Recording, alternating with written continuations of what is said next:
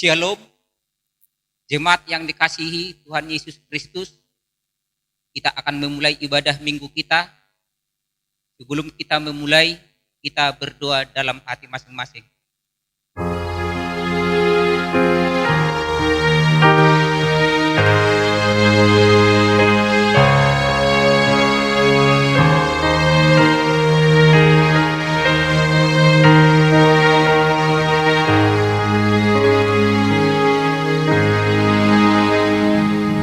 Amin. Terpujilah Tuhan Allah yang telah memperkenankan kita bersekutu dalam ibadah ini. Sekalipun kita masih harus melaksanakan ibadah di rumah masing-masing akibat pandemi virus corona. Sebab itu, lewat nama minggu ini Jubilate, yang artinya bersorak-soraklah bagi Allah, hai seluruh bumi, mazmurkanlah kemuliaannya, muliakanlah Dia dengan puji-pujian. Kita diarahkan untuk bersorak, memuliakan nama Tuhan senantiasa, sebab Ia adalah gembala kehidupan kita. Sesungguhnya Allah adalah penolongku, Tuhanlah yang menopang aku. Kasih setianya tak pernah berubah, dulu, sekarang, dan selama-lamanya. Seperti hembusan angin di hutan belantara, demikian halnya sorak-sorak sukacita orang percaya memuji Tuhan. Di tengah-tengah gelombang dan badai kehidupan, di tengah-tengah kehidupan yang penuh pergumulan dan tekanan, orang percaya senantiasa bersorak-sorak memuliakan Tuhan karena Dia menyatakan dirinya sebagai gembala dalam kehidupan kita. Mari datanglah ke hadirannya dengan hati yang bersyukur. Mari kita puji dengan sorak-sorai. Kita bernyanyi dari Kidung Jemaat nomor 2.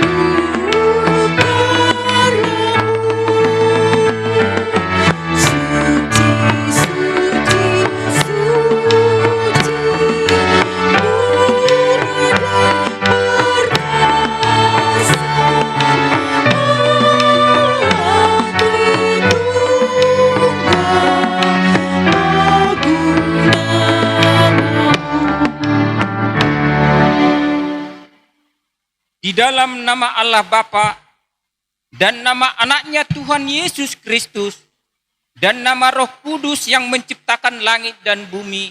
Amin. Bersorak-sorailah bagi Allah, hai seluruh bumi, mazmurkanlah kemuliaan namanya, muliakanlah Dia dengan puji-pujian. Katakan kepada Allah, Betapa dahsyatnya segala pekerjaanmu, oleh sebab kekuatanmu yang besar, musuhmu tunduk menjilat kepadamu. bernyanyilah bagi Allah, mazmurkanlah namanya, buatlah jalan bagi Dia yang berkendaraan melintasi awan-awan. Namanya ialah Tuhan, beria ialah di hadapannya. Seluruh bumi sujud menyembah kepadamu dan bermasmur bagimu, memazmurkan namamu, Marilah, dengarlah, hai kamu sekalian yang takut akan Allah. Aku hendak menceritakan apa yang dilakukannya terhadap diriku.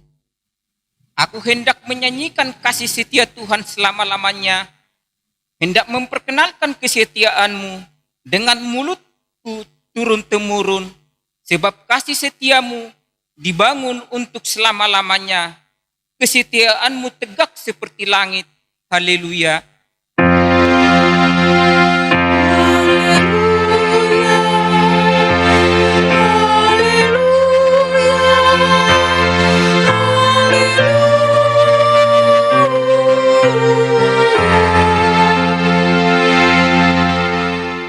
Marilah kita berdoa.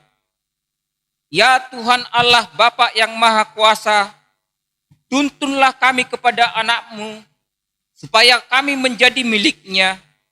Berilah kepada kami iman dan kepercayaan yang benar, supaya kami beribadah kepada-Mu saja.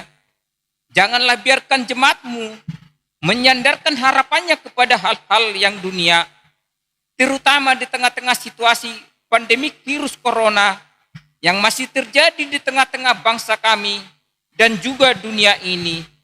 Kasihanilah kami, kiranya jauhkanlah wabah itu dari kami semua, karena Engkaulah penyelamat dan perlindungan kami. Tolong dan tuntunlah kami di jalan kebenaran menuju kehidupan kekal, karena kasih-Mu dalam anak-Mu, Tuhan Yesus Kristus Tuhan kami.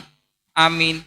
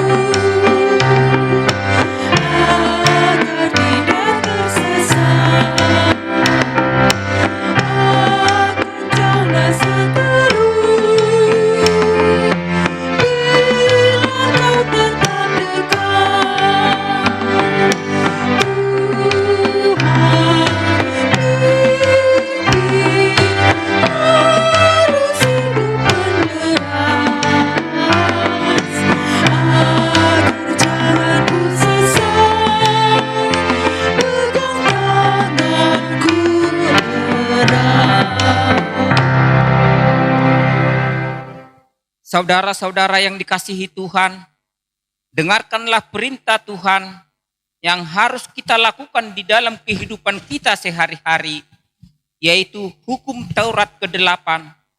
Titah ke-8, jangan mencuri. Apa artinya? Kita harus takut dan cinta pada Allah, sehingga kita tidak mengambil uang atau milik sesama kita, atau memperoleh harta benda dengan tidak jujur, melainkan membantu sesama kita untuk menjaga harta milik dan penghasilannya. Apa yang dilarang Tuhan melalui hukum itu? Allah melarang setiap bentuk perampasan, pencurian, korupsi, dan cara lain untuk memperoleh harta benda dengan tidak jujur. Dan apa yang dikehendaki Tuhan melalui hukum itu? Kita dituntun agar turut serta menjaga harta milik sesama dan membantu mereka untuk menegakkan hak kepemilikannya atas harta bendanya itu. Marilah kita memohon kekuatan dari Tuhan untuk melakukan hukum itu. Ya Tuhan Allah, kuatkanlah kami untuk melakukan perintah-Mu. Amin.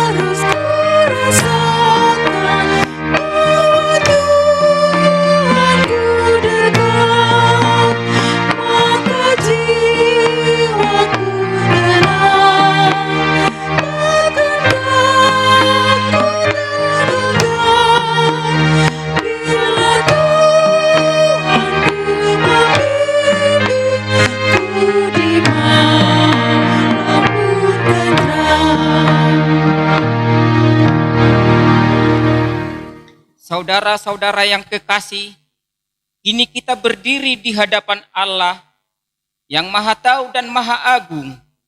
Marilah kita mengakui segala dosa-dosa kita di hadapan Tuhan. Ya Tuhan Allah yang Maha Kasih dan Maha Kudus, kami menyadari begitu besar kasih setiamu kepada kami. Engkau telah menganugerahkan anak-Mu yang tunggal, Tuhan Yesus Kristus, ke dunia ini. Yesus yang lahir dalam kandang domba yang hina, menderita dan mati di kayu salib sebagai juru selamat bagi kami. Ini kami datang dalam kerendahan hati, mengaku dosa di hadapan-Mu. Kami mengaku kami belum mengasihi-Mu dengan segenap hati, dengan segenap kekuatan, dan dengan segenap jiwa kami. Kami memang sering ke gereja, namun kabar baik yang kami dengar sering sudah lupa sebelum kami lakukan. Rutinitas sering menghimpit hidup beriman kami. Setiap kali iman kami diuji oleh berbagai penderitaan, kami sudah langsung putus asa dan meninggalkan Engkau. Ya Tuhan, kasihanilah kami orang yang berdosa ini.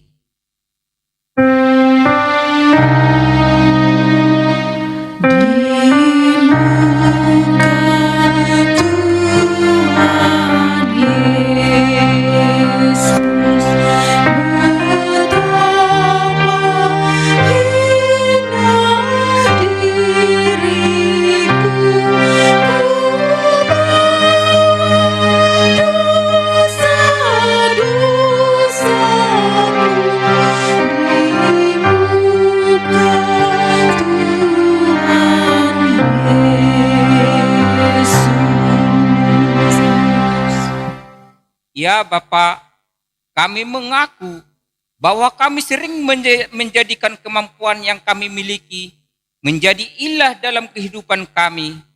Kami begitu meyakini kepintaran, kekayaan, serta kedudukan yang kami punyai.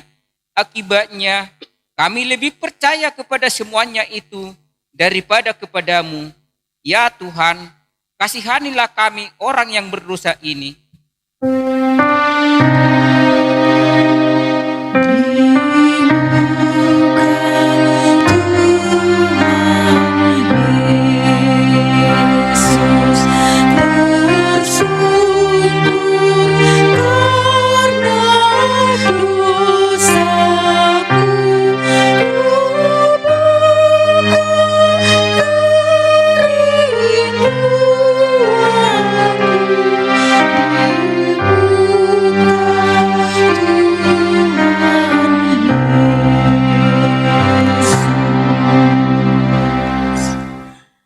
Dengan mulut kami menyatakan lebih meyakini kuasa Tuhan, tetapi dalam perbuatan kami justru kami sering menyangkal kuasa-Mu. Kekuatan dan kuasa Tuhan kami gantikan dengan kuasa dunia ini. Bantulah kami ya Tuhan untuk mampu membuang jauh-jauh dari hati kami sikap keserakahan, sikap egoistik yang berlebihan dan kepicikan. Ya Tuhan, kasihanlah kami dan ampunilah dosa-dosa kami.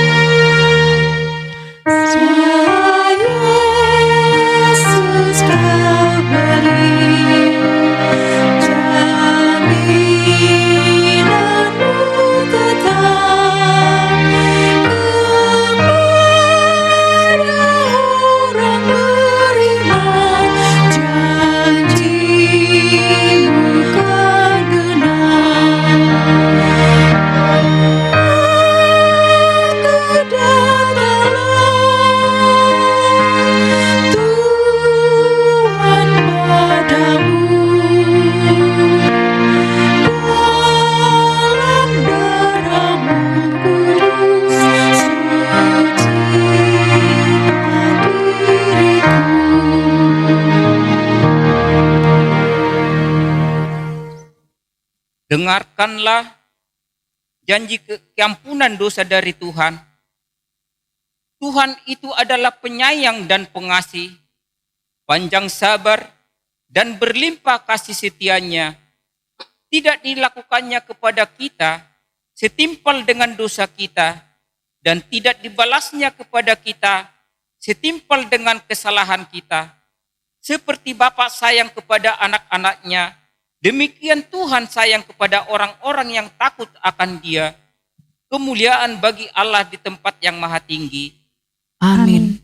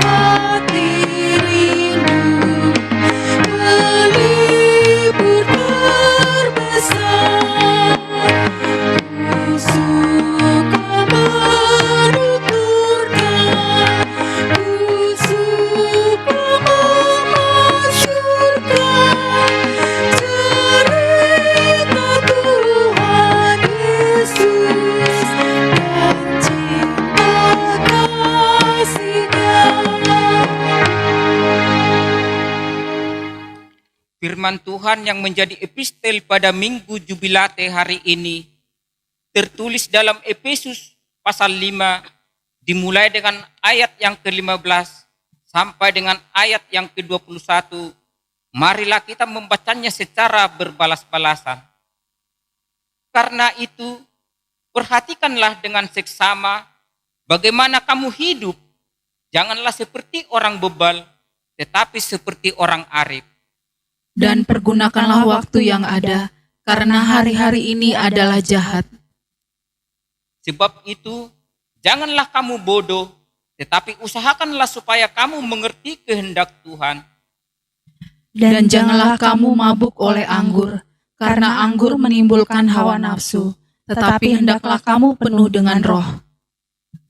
Dan berkata-katalah seorang kepada yang lain dalam mazmur, kidung puji-pujian, dan nyanyian rohani, bernyanyi dan bersoraklah bagi Tuhan dengan segenap hati. Ucaplah syukur senantiasa atas segala sesuatu dalam nama Tuhan kita, Yesus Kristus, kepada Allah dan Bapa kita. Dan rendahkanlah dirimu seorang kepada yang lain di dalam takut akan Kristus. Demikianlah firman Tuhan. Berbahagialah orang yang mendengar firman Tuhan serta memeliharanya. Amin.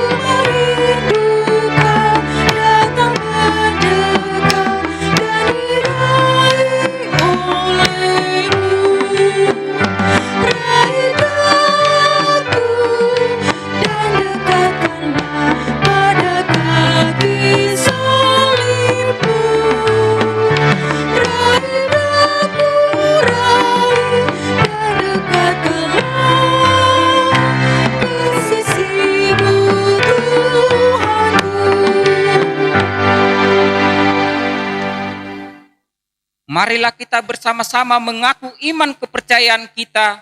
Sebagaimana teman-teman seiman di seluruh dunia, kita bersama-sama mengucapkannya. Aku percaya kepada Allah, Bapa yang Maha Kuasa, Khalik langit dan bumi. Aku percaya kepada Yesus Kristus, Anaknya yang tunggal Tuhan kita, yang dikandung daripada Roh Kudus, lahir dari anak darah Maria, yang menderita sengsara di bawah pemerintahan Pontius Pilatus, disalibkan, mati dan dikuburkan, yang turun ke dalam kerajaan maut, pada hari yang ketiga bangkit pula dari antara orang mati, naik ke surga, duduk di sebelah kanan Allah, Bapa yang Maha Kuasa, dan dari sana datang kelak untuk menghakimi orang yang hidup dan yang mati. Aku percaya kepada Roh Kudus, adanya satu gereja yang kudus dan am, persekutuan orang kudus, pengampunan dosa, kebangkitan daging, dan hidup yang kekal. Amin.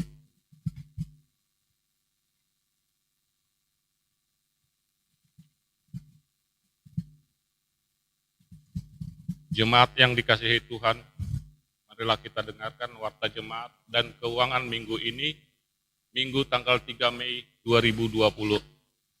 Pertama, kebaktian rumah tangga. Sehubungan dengan situasi wabah virus pandemi COVID-19 yang masih kita hadapi sampai saat ini, untuk kebaktian rumah tangga yang sudah kita laksanakan 1 kali seminggu, untuk itu boleh kita laksanakan di dalam rumah tangga masing-masing.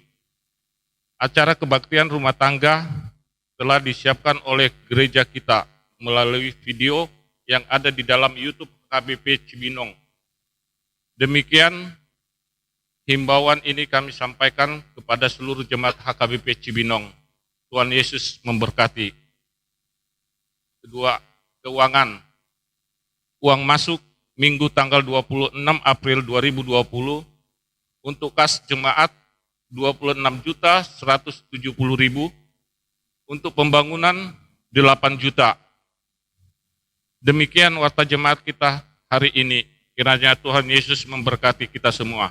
Amin. Kita bernyanyi.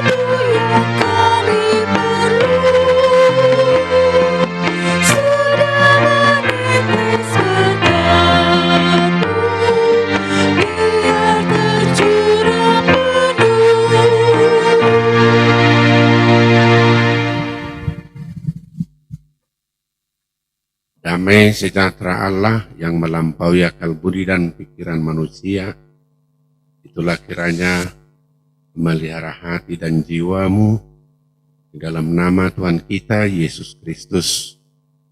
Amin. Salam. Selamat hari Minggu. Mari kita baca firman Tuhan bagi kita pada hari ini dari kitab 1 Tawarikh 16 ayat 31 sampai 36. Saya bacakan untuk kita. Biarlah langit bersukacita dan bumi bersorak-sorak. Biarlah orang berkata di antara bangsa-bangsa, Tuhan itu Raja. Biarlah gemuruh laut serta isinya, biarlah beria-ria padang dan segala yang di atasnya. Maka pohon-pohon di hutan bersorak-sorai di hadapan Tuhan, sebab Ia datang untuk menghakimi bumi. Bersyukurlah kepada Tuhan, sebab Ia baik, bahwasanya untuk selama-lamanya kasih setianya. Dan katakanlah, selamatkanlah kami ya Tuhan Allah, penyelamat kami, dan kumpulkanlah dan lepaskanlah kami dari antara bangsa-bangsa, supaya kami bersyukur kepada nama-Mu yang kudus dan bermegah dalam puji-pujian kepadamu. Terpujilah Tuhan, Allah Israel, dari selama-lamanya sampai selama-lamanya. Maka seluruh umat mengatakan, amin. Pujilah Tuhan. Salam.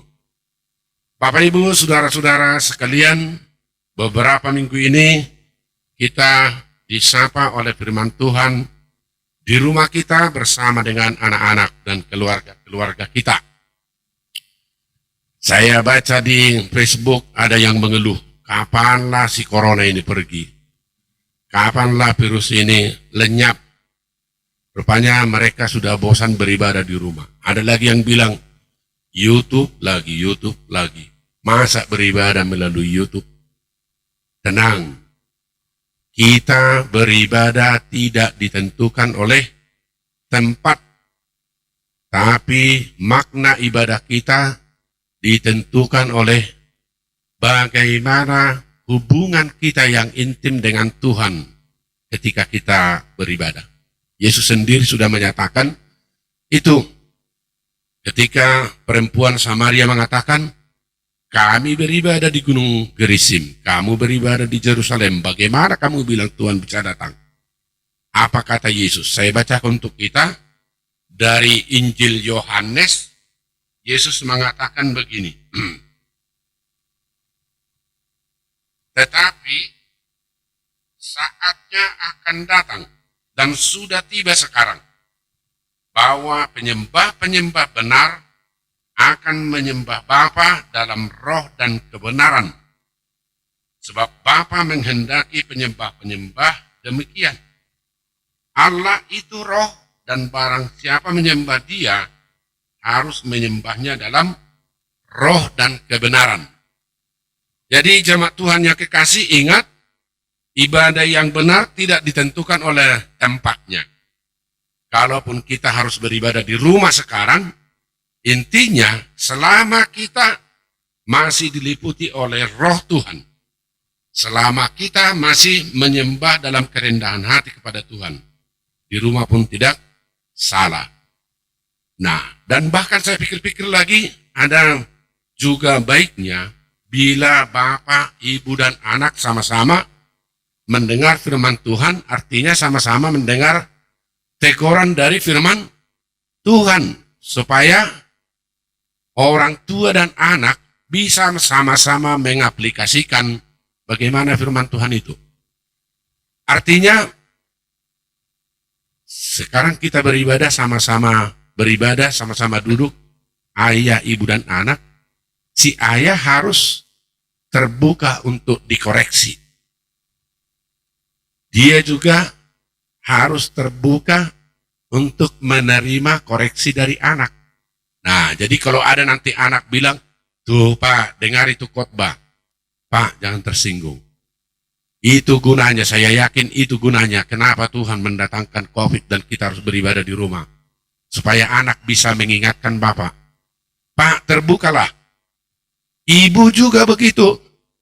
Jangan pekerjaannya hanya menasihati anak, tapi sekarang dalam ibadah bersama ini, mungkin kamu akan dinasihati oleh anakmu. Karena kita ini sama semua di hadapan Tuhan. Anak juga apalagi. Ketika ayah ibu menasihati anaknya, ingat itu adalah teguran dari Tuhan. Artinya, kalaupun kita harus beribadah di rumah, ini salah satu apanya?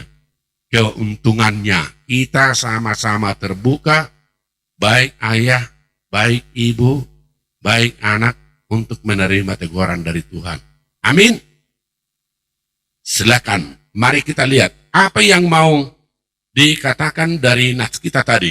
Konteks kita ini adalah ketika Daud sudah berhasil merebut kota Yerusalem, maka yang pertama dilakukan oleh Daud, dia memindahkan tabut perjanjian Tuhan dari Kiryat Yearim ke Yerusalem.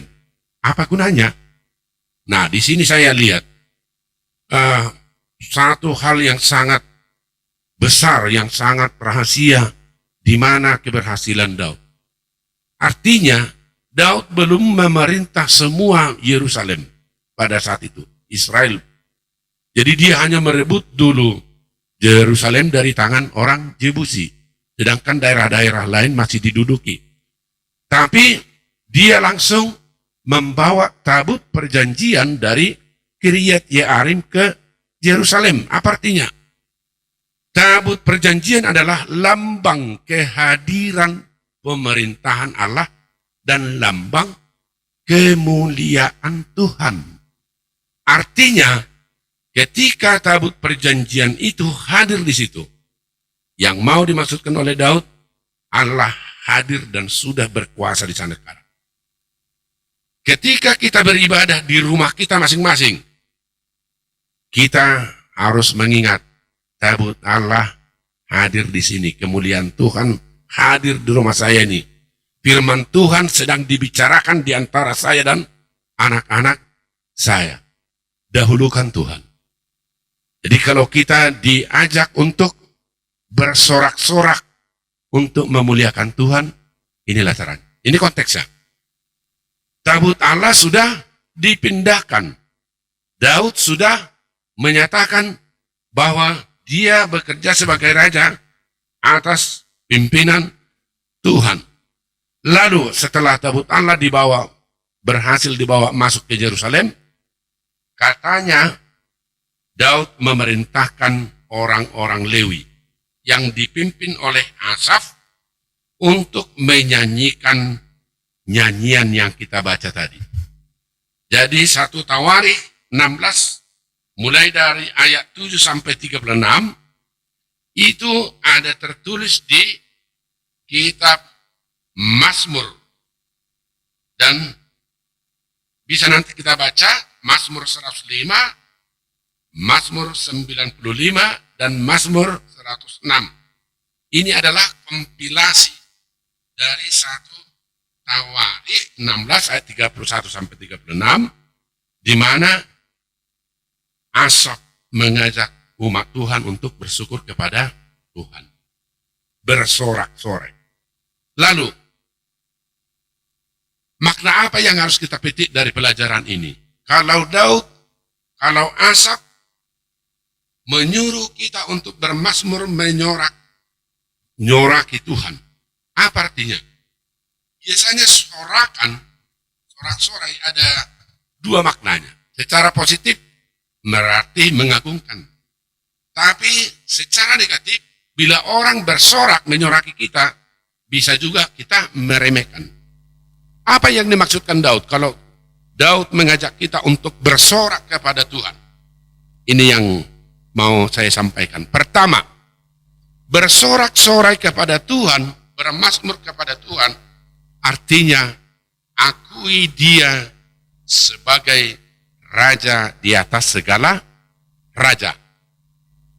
Jadi kalau Daud mengajak kita untuk bersorak-sorai kepada Tuhan, tadi di ayat 31 dikatakan, biarlah langit bersukacita dan bumi bersorak-sorak, biarlah orang berkata di antara bangsa-bangsa, Tuhan itu adalah raja.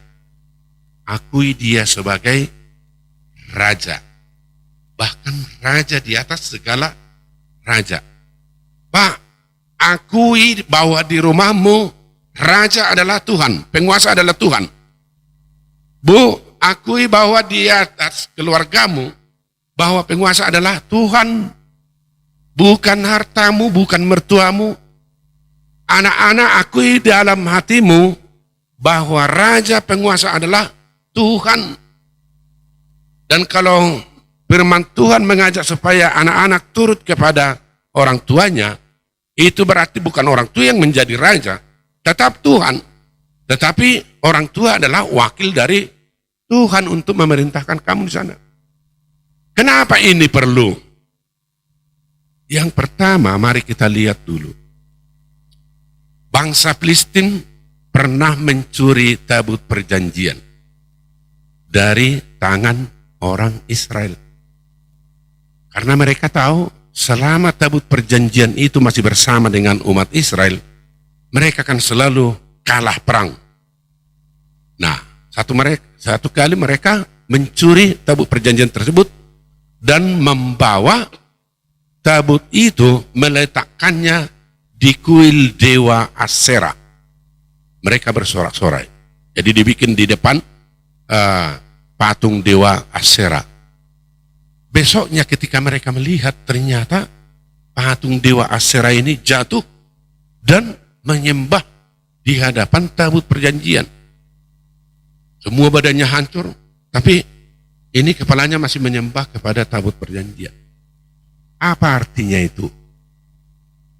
Orang Filistin pernah berpikir bahwa Tuhan Allah umat Israel itu bisa diperdaya sama seperti Tuhan mereka.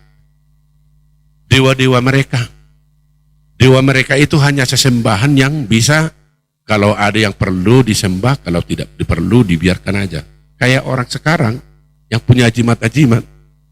Kalau dia mau perlu melakukan sesuatu, dia ambil patungnya, dia sembah-sembah. Tapi kalau sudah berhasil, dia dibikin itu di lemari. Mereka pikir bahwa tabut perjanjian atau Allah Israel itu bisa dibikin begitu. Dan apa yang terjadi? Allah marah, besoknya mereka melihat justru patung dewa Asyera yang hancur. Selain itu Allah marah, Allah juga mengirim tulah sehingga ribuan orang Filistin mati. Saya teringat ketika merenungkan khotbah ini. Ketika bangsa kita atau seluruh dunia sekarang banyak yang korban karena korban virus. Saya pikir jangan-jangan manusia ini sudah tidak menuhankan Tuhan yang benar lagi, tapi sudah menuhankan dunia dan dirinya. Ingat kata-kata idol, Indonesian Idol. Siapa yang diidolakan? Penyanyi-penyanyi, artis-artis. Idol itu kan Tuhan, berhala. Jadi kalau manusia mengidolakan, menuhankan, memberhalakan dirinya, Tuhan pasti marah. Akibatnya sama seperti orang Filistin. Banyak yang mati karena Tuhan marah. Saran saya yang pertama, supaya hidupmu selamat, jadikan Tuhan jadi penguasa dalam hidupmu. Jangan pertuhankan dunia. Jangan pertuhankan harta atau uang. Jangan pertuhankan jabatan. Hati-hati. Banyak orang sekarang sudah meninggalkan Tuhan karena dia merasa Tuhannya sudah bisa tergantikan. Kalau Anda mau selamat dengan anak-anakmu, ajarkan dia. Hanya ada satu Tuhan yang layak kita sembah. Semuanya yang ada di dunia ini itu hanya ciptaan dan tidak layak disembah dan tidak layak diidolakan. Dan jangan pernah pakai istilah idola di rumahmu. Tuhan marah. Amin. Bagaimana ini? Sektor 1, berapa keluarga ini yang beribadah? Sektor 16, berapa keluarga ini yang beribadah? Jangan-jangan Tuhan kita sekarang bukan lagi Tuhan Allah Yahweh, tapi uang kita, kesenangan kita. Orang tidak peduli lagi dengan Tuhan karena mereka sudah menggantikan Tuhannya. Kalau sempat itu terjadi, pasti Allah akan marah. Untung masih hanya patung dewa Asyera yang hancur. Jangan sampai keluargamu hanya karena kamu mempertuhankan dirimu, menganggap dirimu hebat. Yang kedua, kalau Daud mengajarkan kita untuk bersorak-sorai kepada Tuhan, apa artinya itu? Yang kedua, dari ayat 12. Ingat apa yang dilakukan dan telah dilakukan oleh Tuhan. Saya bacakan dari kitab ini ayat 12.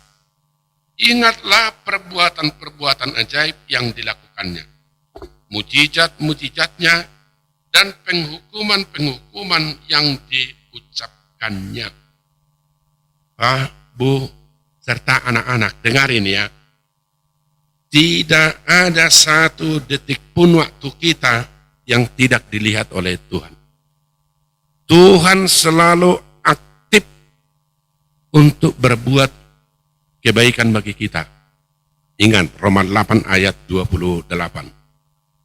Oke, mari kita baca di rumah kita masing-masing. Saya berikan waktu 2-3 menit baca itu. Roma 8 ayat 28. Ada yang bawa Alkitab di sini? Yang di rumah sambil persiapkan dulu. Roma 8 ayat 28. Mari kita baca bersama. Ada yang bisa baca? Kita tahu sekarang bahwa Allah turut bekerja dalam segala sesuatu untuk mendatangkan kebaikan bagi mereka yang terpanggil sesuai dengan rencana Allah. Ingat, jadi Allah ikut aktif dalam segala sesuatu. Ada orang yang merasa bahwa kejadian-kejadian di dunia ini terjadi sesuai dengan hukum alam saja. Ada yang merasa bahwa tsunami Aceh itu terjadi hanya karena gempa.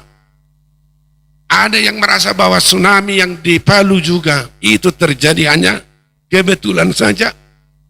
Ada yang merasa bahwa corona ini juga hanya kejadian biasa. Saya yakin tidak. Ini Roma 8 ayat 28 katanya. Allah turut bekerja dalam segala sesuatu. Jadi Allah itu bekerja bukan dalam hal-hal yang baik saja. Allah itu juga bekerja melalui hal-hal yang buruk. Nah, ini ada 3 yang diingatkan kepada kita tadi. Di ayat 12 tadi. Katanya, ingat kebaikan karena janjinya. Yang kedua, ingat mujizat karena kemahakuasaan Tuhan. Dan yang paling penting, ingat hukuman-hukuman karena kemarahannya. Manusia berpikir kalau dia rajin ke gereja, dia langsung aman. Tidak. Ketika Anda tidak menuruti hukum Tuhan, pasti Tuhan akan marah. Ketika Anda melawan hukum Tuhan, walaupun kamu beribadah, walaupun kamu berdoa, walaupun kamu membaca Alkitab di rumah masing-masing, tapi ketika kamu tidak mau menuruti, pasti Tuhan akan marah. Ingat ceritanya tentang Lot. Tuhan memang kasihan terhadap Lot dan keluarganya, makanya dia disuruh keluar dari Sodom dan Gomora. Tapi Tuhan berikan satu hukum, jangan lihat ke belakang. Apa yang terjadi? Istri Lot malah melihat ke belakang. Artinya tidak mau melakukan apa yang diperintahkan oleh Tuhan.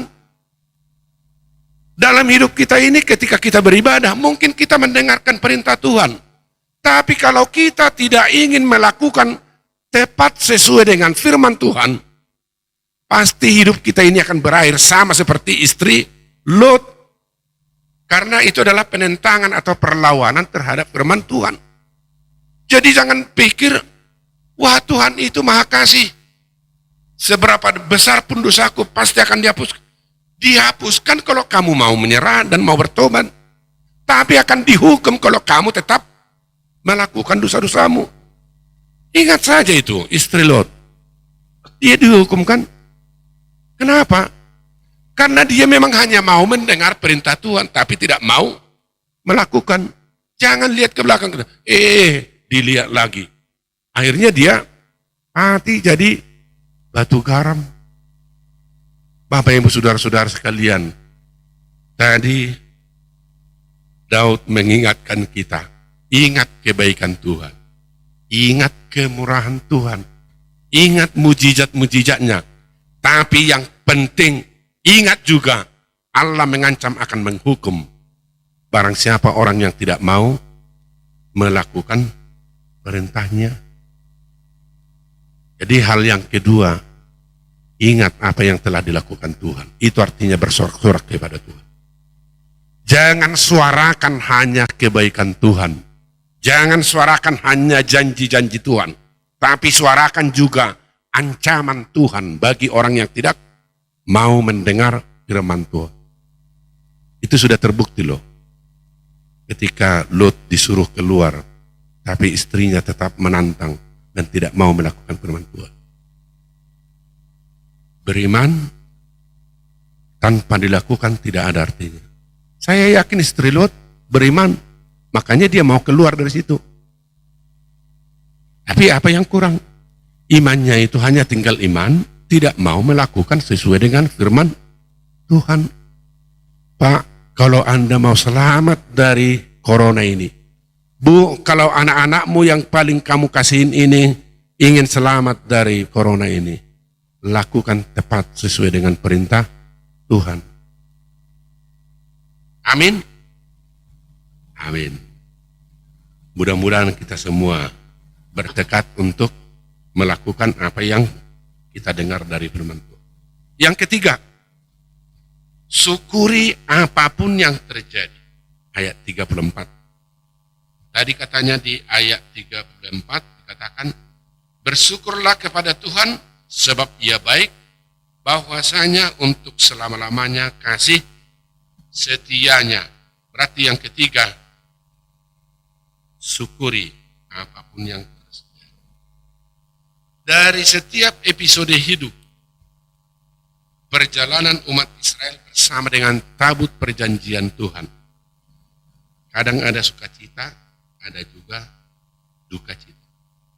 Kadang mereka mendapat pertolongan Tuhan, tapi mereka juga kadang dibiarkan oleh Tuhan ketika mereka tidak mau mendengar perintah Tuhan. Tapi dalam setiap episode kata Daud, syukuri itu. Anda merasa terhukum atau sedang merasa diberkati Tuhan, syukurilah. Kenapa? Ya kalau memang waktu diberkati, kita gampang saja mengatakan bersyukur. Tapi ketika kita ditegur atau dihukum, mampukah kita bersyukur? Atau adakah sesuatu yang harus disyukuri ketika kita ditegur atau dihukum? Pasti ada. Saya sendiri selalu berpikir begini. Ketika Tuhan menegur saya karena kesalahan saya, itu juga saya harus syukuri. Karena apa? Untung Tuhan masih mau menghukum saya supaya saya jangan melangkah terlalu jauh dalam dosa-dosa saya. Jadi jangan sakit hati ketika sikapmu yang salah dihukum Tuhan. Niat Tuhan baik. Apa itu? Supaya kamu jangan melangkah terlalu jauh. Supaya kamu jangan lagi melakukan mengulangi dosa-dosamu. Kan kata Yesus kepada perempuan Samaria, saya juga belum menghukum kamu loh. Pulanglah, jangan lakukan lagi, supaya jangan terjadi padamu yang lebih berat. Beruntung kan? Dan bagi saya, kalau dosa-dosa saya harus saya tanggung sekarang di dunia ini, artinya melalui hukuman, itu jauh lebih baik daripada dosa-dosa saya bawa terus mati dan tidak mau berdamai. Kenapa? Karena pengadilan terakhir nanti akan membawa kita kepada neraka.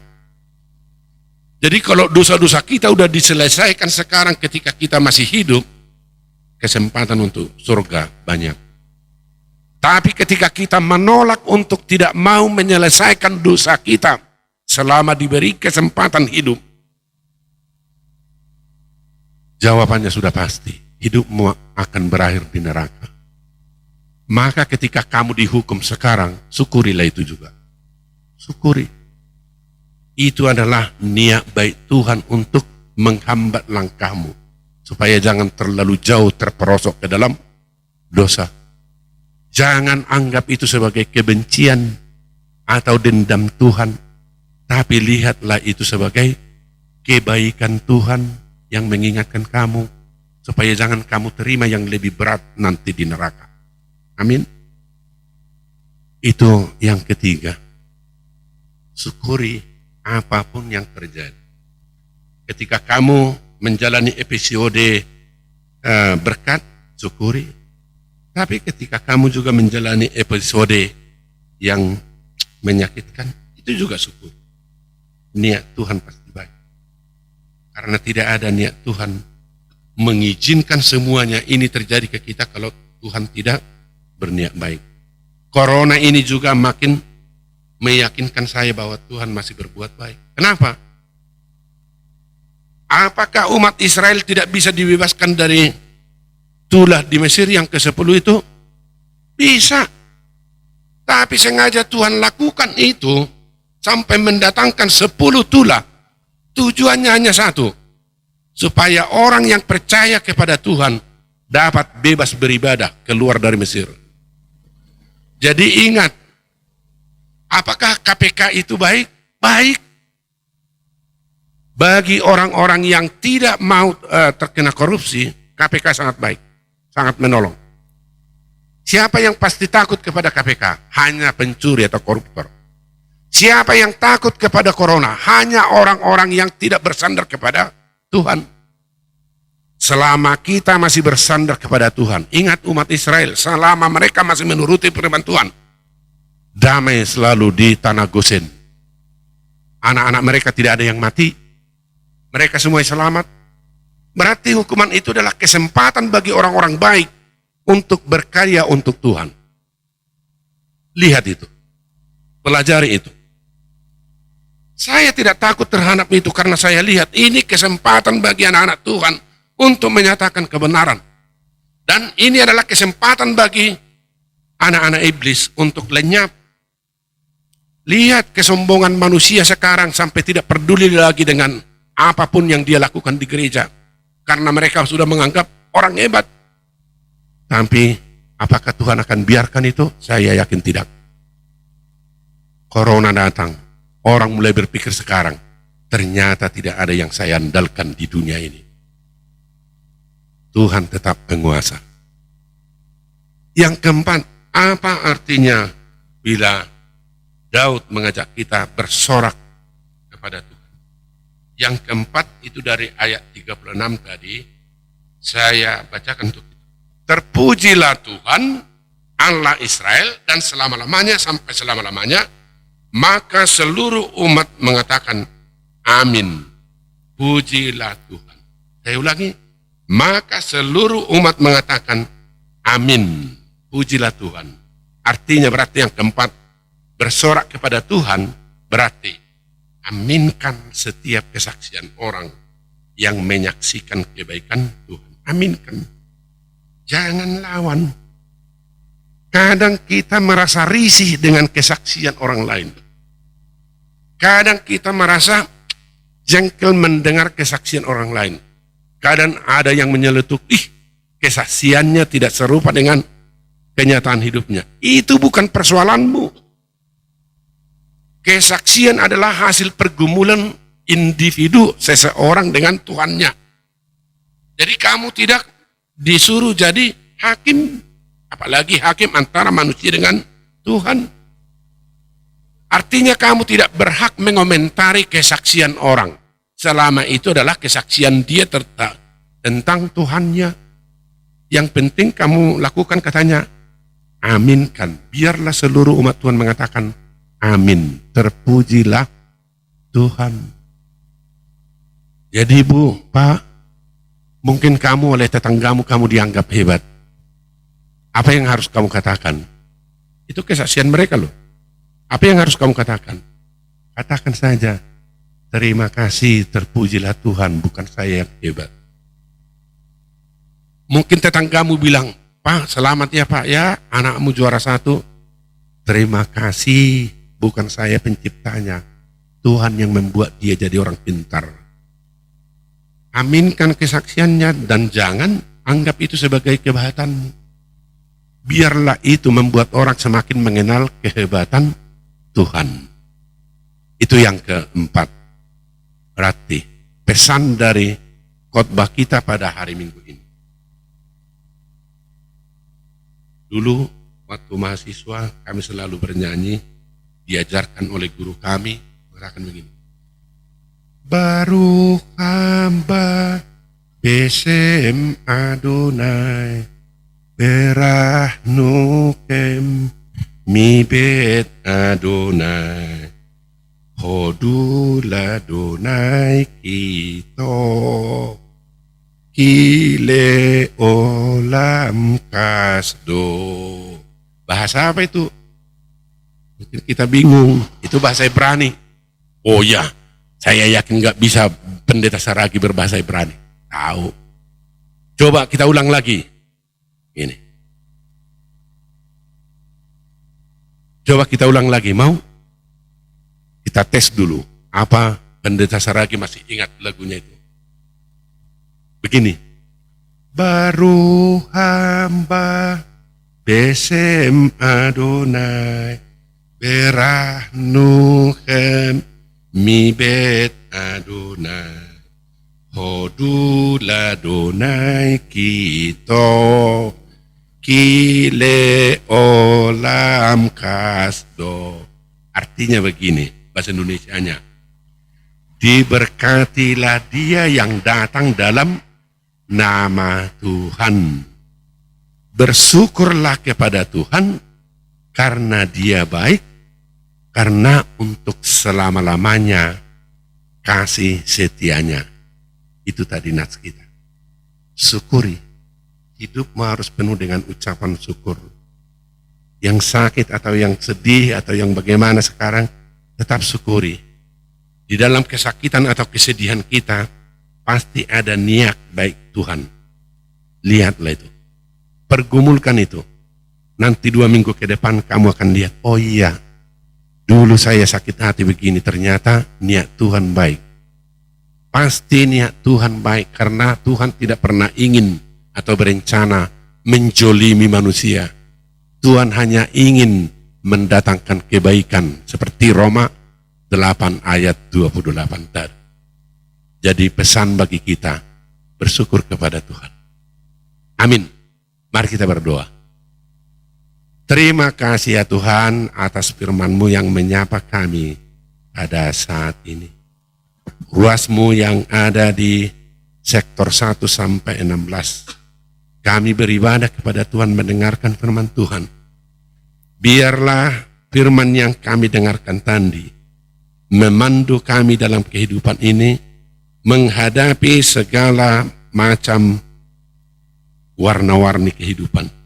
Baik sukacita maupun duka cita, kami tetap bersyukur dan meneriakkan memasyurkan nama Tuhan. Terima kasih ya Tuhan. Kami yakin dan percaya ketika seluruh dunia dilanda ketakutan karena virus corona. Tapi bagi kami itu adalah niat baik Tuhan. Supaya kami dapat beribadah dengan semakin intim kepada Tuhan bersama dengan keluarga dan anak-anak kami.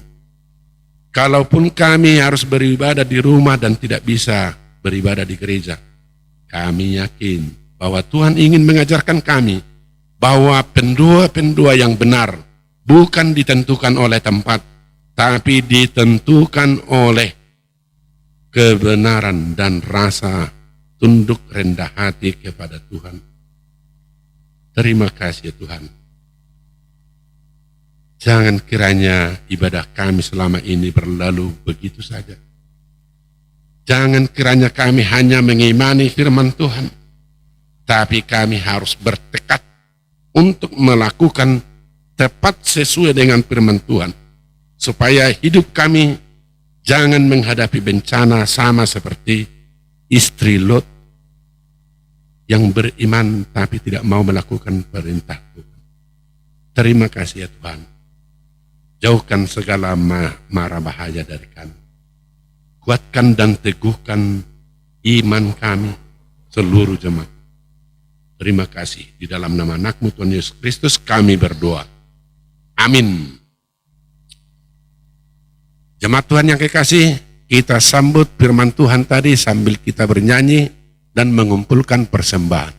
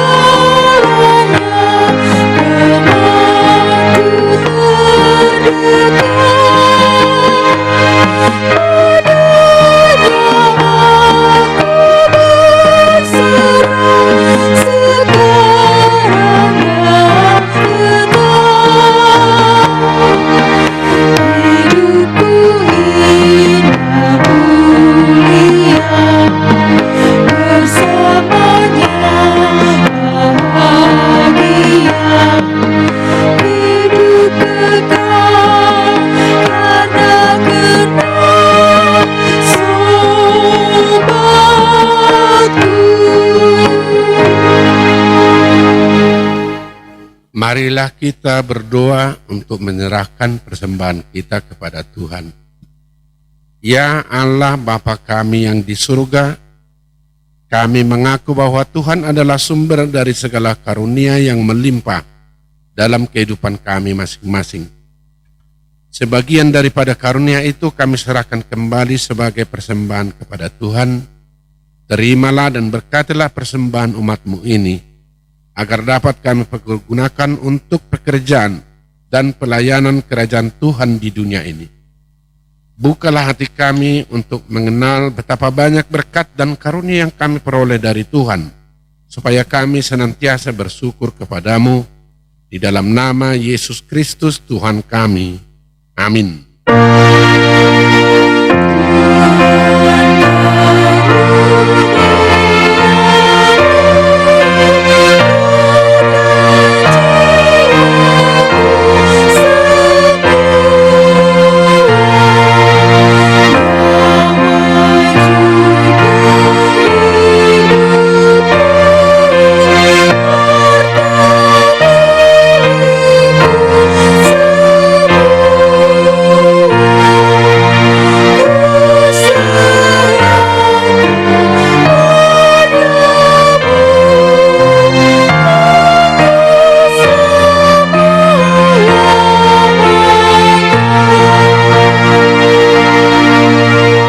Kami yang di surga, dikuduskanlah namamu, datanglah kerajaanmu, jadilah kehendak-Mu di bumi seperti di surga. Berikanlah kami pada hari ini makanan kami yang secukupnya, dan ampunilah kami akan kesalahan kami, seperti kami juga telah mengampuni orang yang bersalah kepada kami. Dan janganlah membawa kami ke dalam pencobaan, tetapi lepaskanlah kami daripada yang jahat.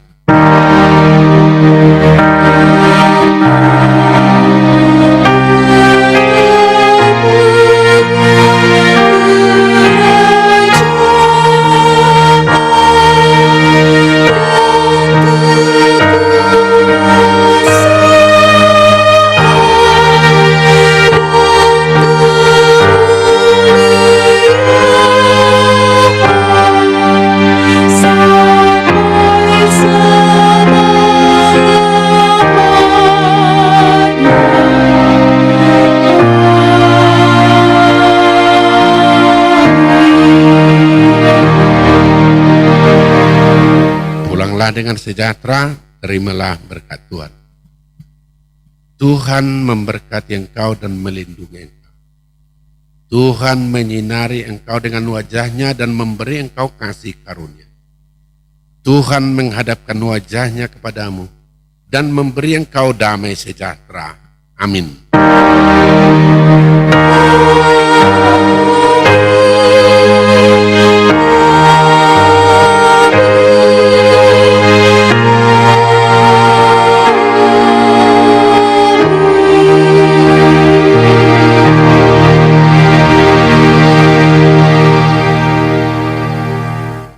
Salam, selamat hari Minggu.